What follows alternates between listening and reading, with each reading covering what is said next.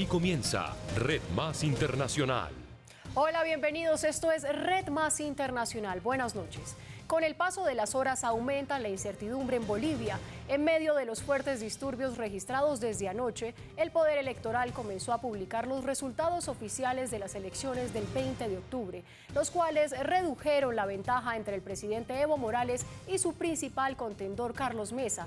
Diferentes grupos civiles convocaron un paro indefinido para comenzar en la hora cero de este miércoles.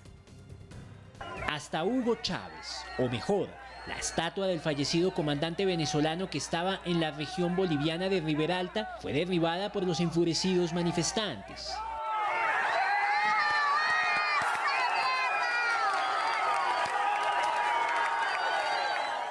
Los disturbios se extendieron durante la madrugada de este 22 de octubre en otras ciudades como Sucre y Potosí. En algunas capitales, cientos de personas quemaron las sedes de los tribunales electorales departamentales.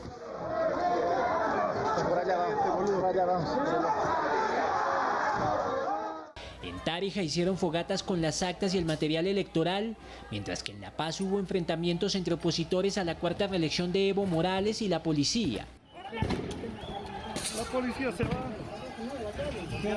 Con el paso de las horas, la división alrededor de los resultados de las elecciones del 20 de octubre aumentaba. Un colectivo de sindicatos de trabajadores y agricultores, conocido como CONALCAM, expresaba su apoyo al mandatario boliviano.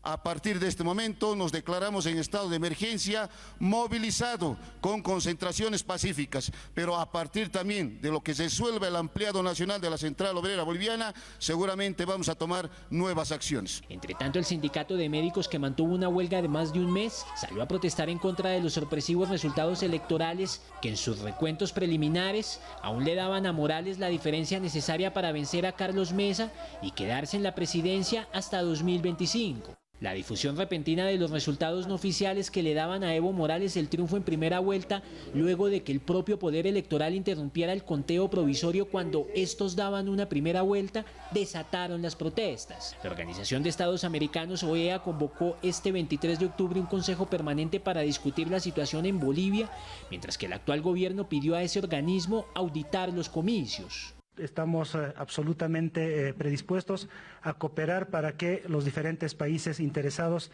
en hacer seguimiento, que ya lo he expresado además públicamente, como es el caso de Brasil, Argentina y Estados Unidos, que han expresado su interés de hacer seguimiento al proceso de conteo. Y hace pocos minutos el vicepresidente del Tribunal Supremo Electoral, Antonio Costas, calificó como desatinada la interrupción de los resultados provisorios y presentó su renuncia irrevocable.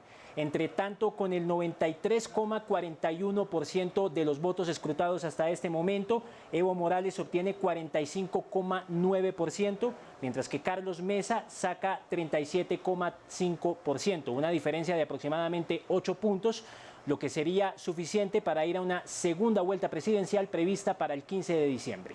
Es información con Alexander Gómez para Red Más Internacional. A raíz de esta situación en Bolivia, Estados Unidos tomó medidas y emitió una alerta de viaje a sus ciudadanos.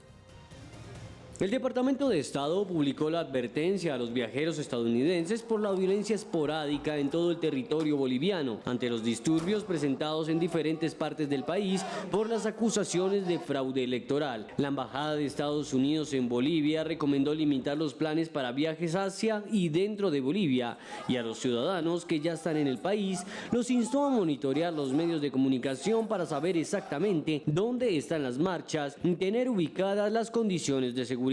Estados Unidos acusó al Tribunal Electoral de Bolivia.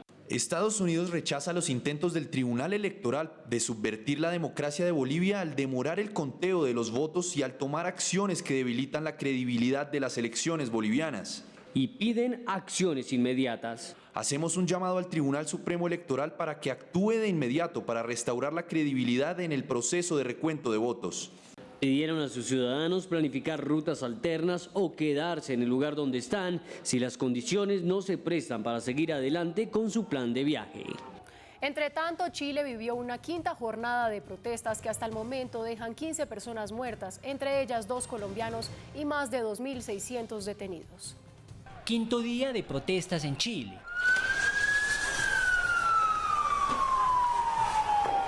nuevamente con choques entre manifestantes y las fuerzas de seguridad. El ejército volvió a decretar por cuarto día consecutivo toque de queda nocturno en Santiago. El país está en estado de emergencia desde el fin de semana en varias regiones para intentar frenar un estallido social. Y lo que corresponde ahora es unirnos. Y la unidad dice relación con recuperar las confianzas, recuperar esa fractura profunda del alma que todos tenemos y poder no solamente sentarnos a conversar, sino que buscar soluciones rápidas. Pero en medio del caos surgió esta imagen en la que una manifestante abraza a un carabinero.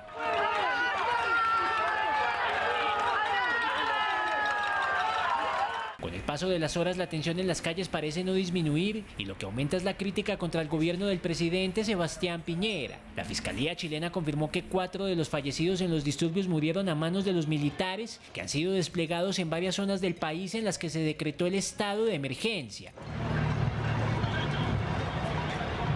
Entre tanto, esta mujer, identificada como Mariana Díaz Ricaurte, con 34 años y oriunda de Tuluá, Valle del Cauca, es uno de los colombianos que han muerto en territorio chileno. Las protestas empezaron el viernes 18 de octubre de este año, cuando se anunció un alza del precio del pasaje del metro que tuvo que ser eliminada en el Congreso.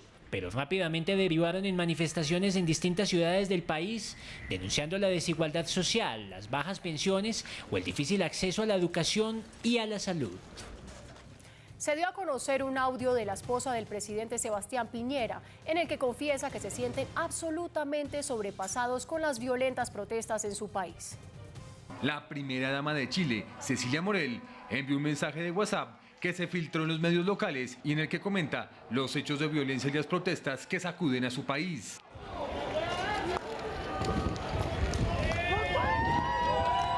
Estamos absolutamente sobrepasados, es como una invasión extranjera, alienígena, no sé cómo se dice, y no tenemos las herramientas para combatirla. Por favor, mantengamos nosotros la calma, llamemos a la gente de buena voluntad, aprovechen de racionar la comida.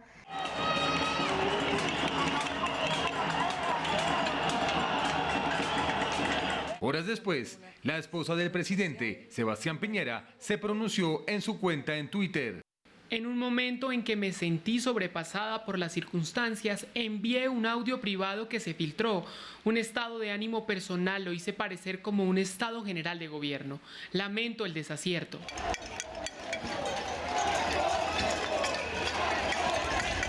Hoy no estamos para más divisiones, sino para unirnos, escucharnos, dialogar y buscar soluciones. Lo que estamos viviendo es muy profundo y todos los actores de la sociedad debemos trabajar por disminuir la desigualdad, ser más humildes y mejorar las oportunidades para todos.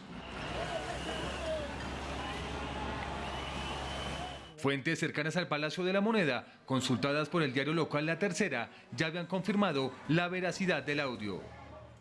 Por su parte, el candidato a la presidencia de Argentina, Alberto Fernández, usó la crisis en Chile para criticar a Mauricio Macri. En una entrevista para el Canal 5 Noticias, Alberto Fernández se refirió de esta manera a las víctimas mortales de las protestas en Chile.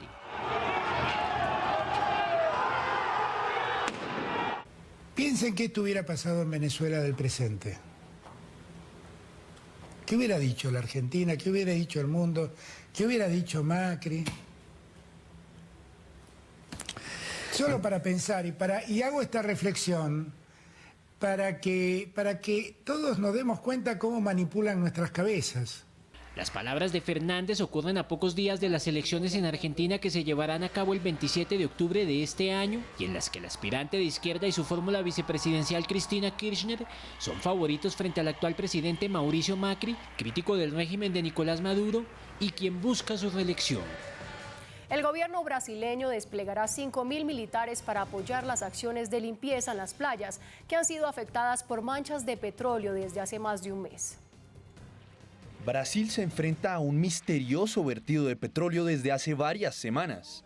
Voluntarios y funcionarios han recogido más de 900 toneladas de crudo en las turísticas costas del noreste del país. El viscoso petróleo de origen misterioso no para de infestar las playas y amenaza arrecifes de corales, fauna diversa, además de pescadores, y ya empieza a verse afectado el turismo. La emergencia ambiental, que involucra aproximadamente 2.250 kilómetros de costa, obligó al vicepresidente Hamilton Mourão a tomar mayores medidas. El ejército está organizando una brigada con sede en Recife, que tiene más o menos unos 4 o 5 mil hombres. Está siendo dispuesta como refuerzo. El mandatario asumió el ejecutivo debido a la ausencia del presidente Jair Bolsonaro, que se encuentra en una gira internacional. Según las autoridades de Pernambuco, una de las zonas más afectadas, los residuos petroleros recogidos son llevados a centros de reciclaje para ser utilizados en actividades de construcción.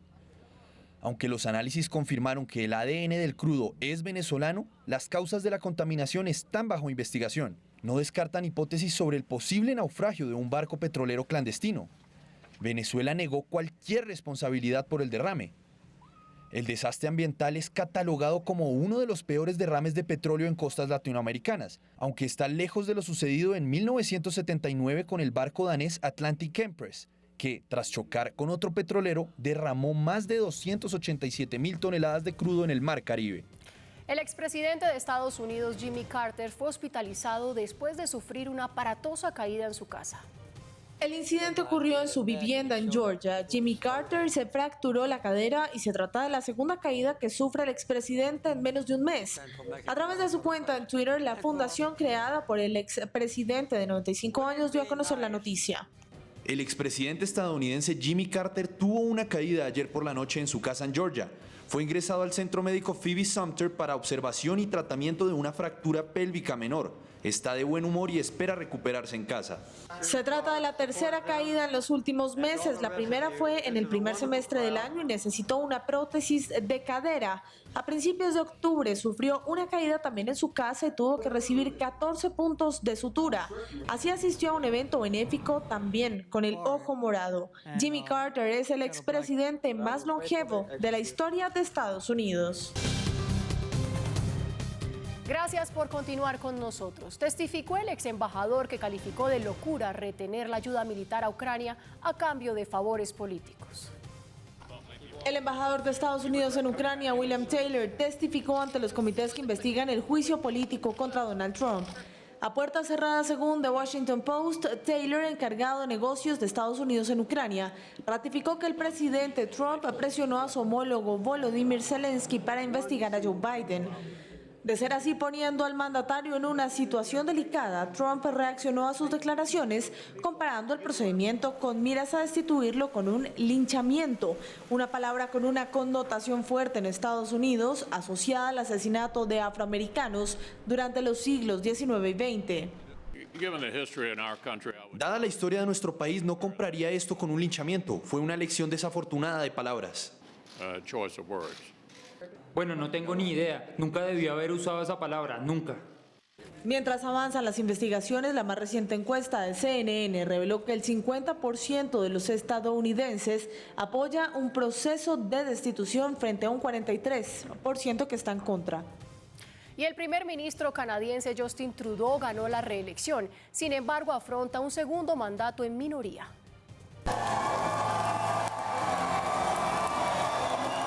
Los escándalos por racismo no lograron opacar la reelección de Justin Trudeau, quien seguirá en un segundo periodo como primer ministro con el escrutinio completo al 99%.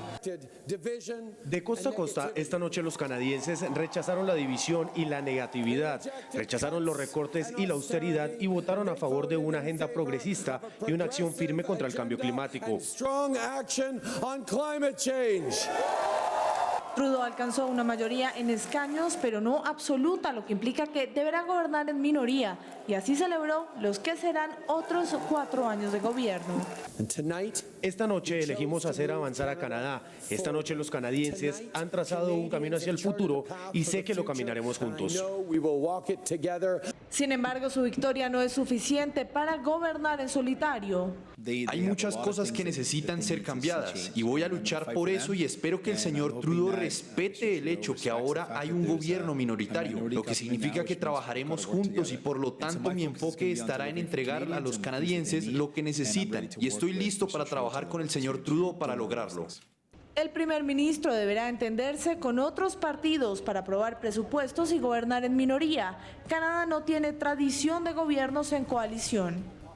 Rusia y Turquía llegaron a un acuerdo horas antes de que se cumplan los 5 días del cese al fuego pactado por el gobierno turco, que llegará a su fin. Tropas rusas y tropas oficiales sirias serán las encargadas de sacar a las milicias kurdas de la frontera con Turquía. Una tensa calma se vivió en horas de la noche en la frontera entre Turquía y Siria.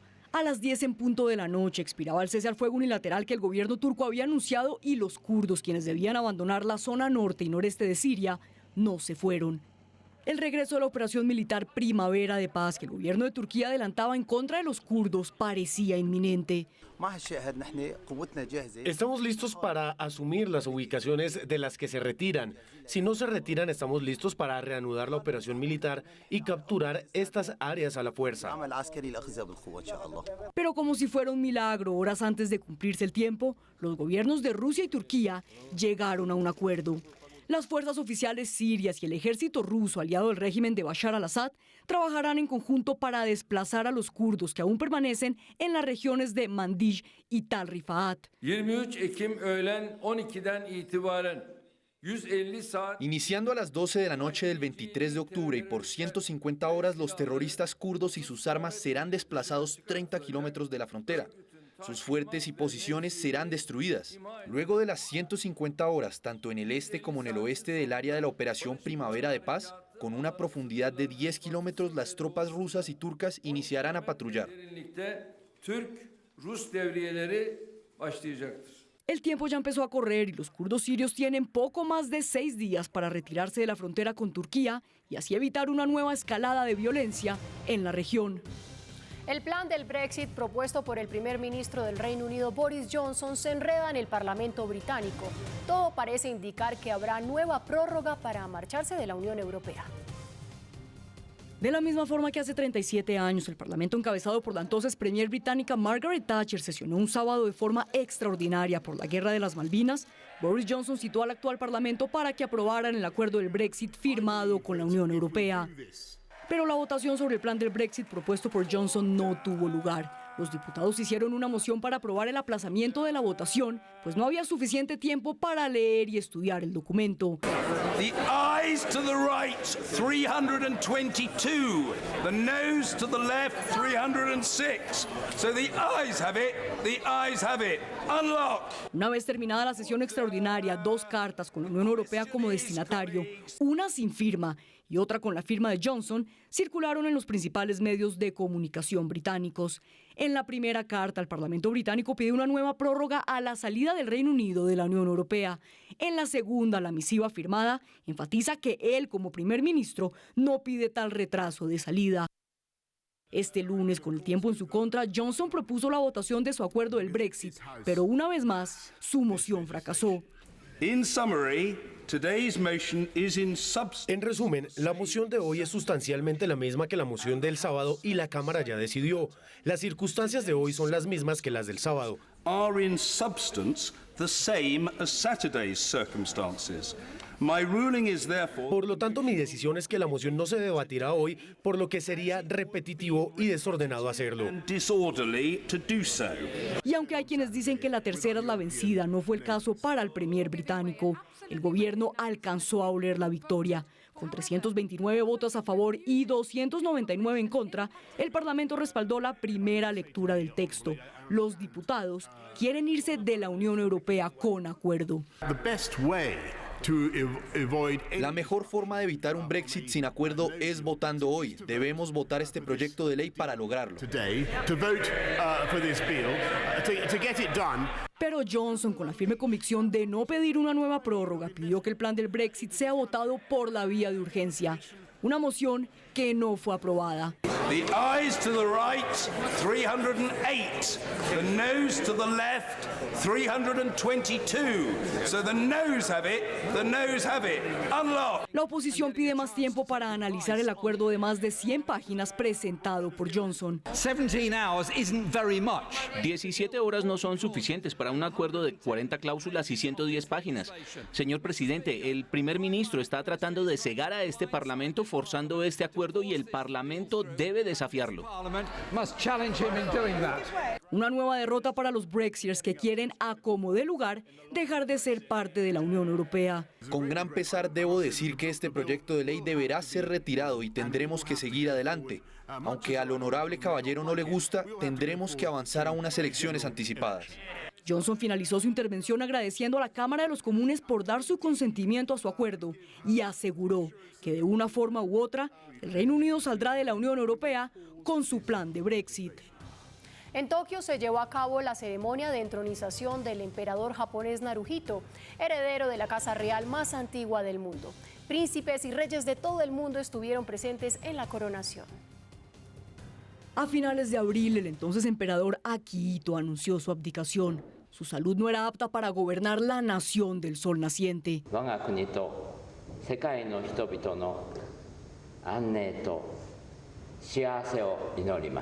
Era la primera vez en 200 años que se celebraba una ceremonia de abdicación en el imperio japonés. La era Heisei, que reinó en el país asiático por 3 décadas, llegó a su final para darle la bienvenida a la era Reiwa, la era de la hermosa armonía, la era sobre la cual el emperador Naruhito reinará. En un día lluvioso, el nuevo emperador caminó junto a su esposa por los pasillos del Palacio Real hasta el Salón de los Pinos, reservado para las más majestuosas ceremonias reales. Siguiendo los tradicionales ritos de la realeza japonesa que datan desde hace más de 2000 años, Naruhito, con una túnica naranja diseñada en el siglo IX, exclusiva para los emperadores, esperó en el trono el fuerte sonido del gong para ser presentado. Las cortinas moradas fueron abiertas y ahí estaba Naruhito, coronado como el nuevo emperador de Japón. A su lado, en un trono más pequeño, su esposa, la emperatriz Masako, quien vestía un tradicional kimono, también fue presentada. En primer lugar, de acuerdo con la Constitución de Japón, la ley doméstica imperial y la ley especial, llevo a cabo la ceremonia de entronización y asciendo al trono y declaro mi entronización a los que están en casa y en el extranjero.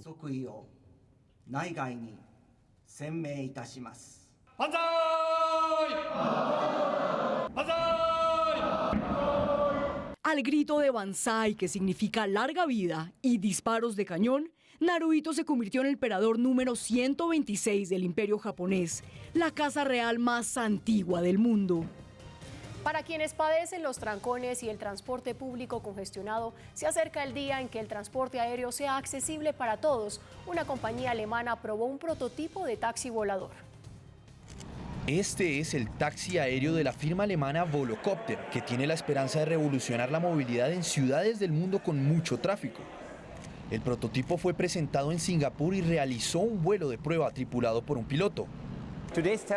El vuelo de prueba de hoy fue realmente un hito para la introducción de la movilidad aérea urbana.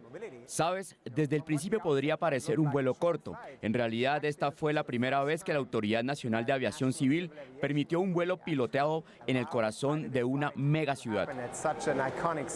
La aeronave se asemeja a un helicóptero, pero tiene la funcionalidad de un dron. Consta de 18 hélices y es completamente eléctrico. Los precios de un viaje a bordo aún no se han determinado. Volocopter apunta justo por encima de la tarifa de un viaje en taxi. Hay una gran necesidad de revolucionar la movilidad, porque simplemente con lo que hemos hecho en el pasado no vamos a contrarrestar. Ya sabes, toda esta tendencia de urbanización, la contaminación que viene con ella y así en adelante. Así que tenemos una gran necesidad de hallar soluciones. Creo que dentro de algunas décadas este puede ser el método de transporte dominante. La compañía pretende el lanzamiento del servicio de taxi aéreo en Singapur a partir de 2021 y luego expandirse en Asia en lo que ve un mercado oportuno, dada la gran población y tráfico intenso de sus ciudades. Para quienes dicen que Roma es un museo a cielo abierto y disfrutan de cada esquina y sus cafés, la cafetería más antigua de la ciudad se salvó de ser cerrada después de una batalla legal de casi 2 años, o por lo menos por ahora, porque su lucha continúa.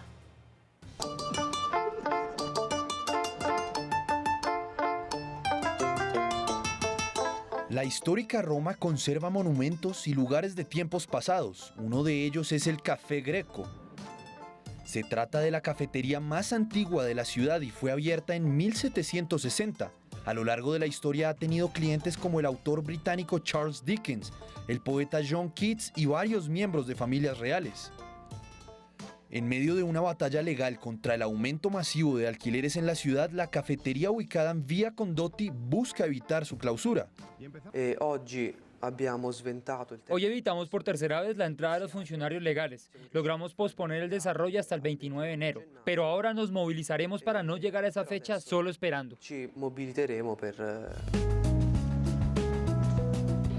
En 2017 expiró el contrato de arrendamiento del edificio. El dueño de la propiedad, al percatarse de la importancia de la zona, exigió un cambio en el alquiler mensual. A pesar de asegurar que respeta la importancia histórica de la cafetería, pide a los peregrinos 120.000 euros mensuales, muy por encima de los 18.000 que pagan actualmente.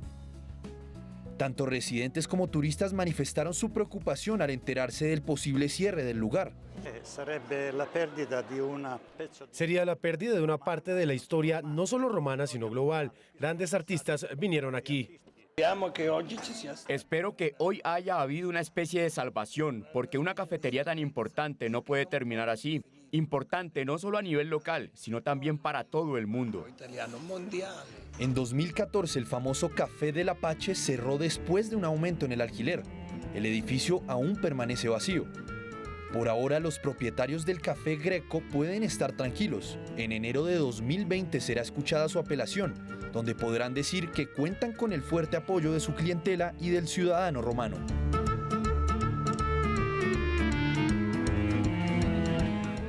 Momento de conocer más hechos que son noticia en el mundo.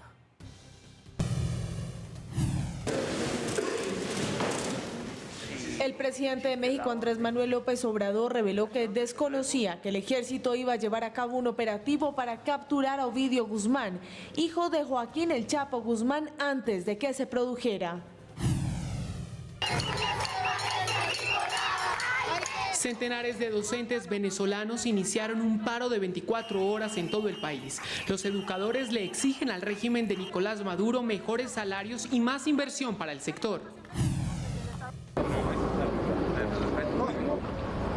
En Oslo, Noruega, 5 personas fueron atropelladas por una ambulancia robada del parqueadero de un hospital con 3 tripulantes a bordo.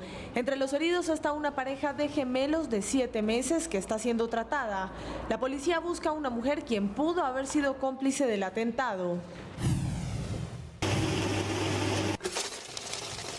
El gobierno de Hong Kong anunció apoyo financiero adicional para la ciudad. 255 millones de dólares serán destinados para apoyar las industrias de transporte, turismo y comercio minorista, una medida que pretende contrarrestar el daño que las masivas protestas han causado en importantes sectores de la economía hongkonesa.